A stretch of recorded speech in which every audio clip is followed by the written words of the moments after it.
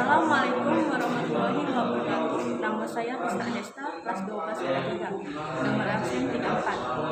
Di sini saya akan mengidentifikasi dan menganalisis kasus dari sumbangan 2 triliun Akidin Tio terpenuhi unsur pidana berita bohong. Ikan menilai niat warga menunjang akidah Tio menyumbang bantuan penanganan COVID-19 sebelumnya masuk ke ranah perdata. Namun karena sumbangan yang dimaksud tidak ada atau jauh dari nilai yang dijanjikan dan informasi Iwan sumbangan telah dipublikasikan secara masif.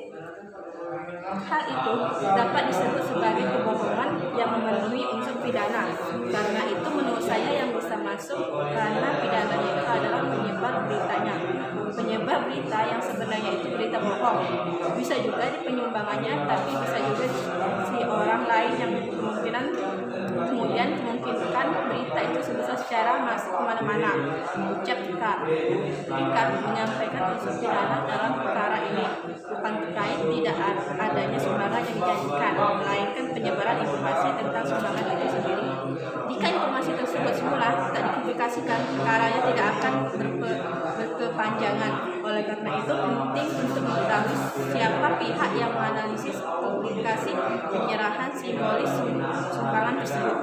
Jika terjadi hal itu diinisiasi oleh pihak kepolisian, seharusnya ada tindakan administratif.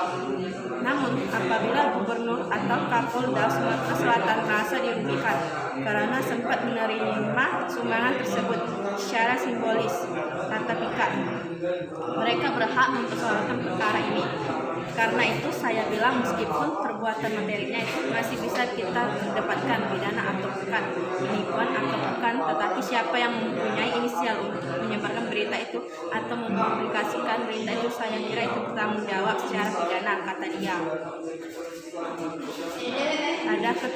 Adapun ketentuan tentang berita bohong dalam Undang-Undang Nomor 1 Tahun 46 tentang Peraturan Hukum Pidana tertuang dalam pasal 14 dan 15. Pasal 14 ayat 1 berbunyi, barang siapa dengan menyiarkan berita atau memberitahukan bohong dengan sengaja menimbulkan keonaran di kalangan rakyat dihukum dengan hukuman penjara setinggi-tingginya 10 tahun. Kemudian ayat kedua, barang siapa menyiarkan suatu berita atau mengeluarkan pemberitahuan yang dapat menerbitkan keonaran di kalangan rakyat, sedangkan dia patut dapat menyangka bahwa berita atau pemberitahuan itu adalah bohong, dihukum dengan penjara setinggi-tingginya 3 tahun. Sementara itu pada pasal 15 dikatakan barang siapa menyiarkan kabar yang tidak pasti atau kabar yang berkelebihan atau yang tidak lengkap, sedangkan ia mengerti setidak-tidaknya patut dapat menduga bahwa kabar demikian akan atau mudah dapat menerbitkan keonaran di kalangan rakyat, dihukum dengan hukuman penjara setinggi-tingginya 2 tahun. Dalam pemberitaan yang beredar, uang yang jumlahnya hampir setara dengan APBD Kota Bogor tahun 2021 itu diserahkan oleh Dokter Keluarga Akidis yakni Parti Darmawan pada Kapolda Sumatera Selatan, Irjen Pol Eko Indra Heri dari Mapolda Sumatera Selatan. Namun seminggu kemudian atau Senin, Polda Sumatera Selatan menetapkan Haryanti anak bungsu Akidit ia sebagai tersangka. Direktur Polda Sumatera Selatan Kombes Pol Ratno Kuncoro mengatakan Haryanti ditangkap setelah polisi melakukan penyelidikan selama sepekan. Pol Ratno mengatakan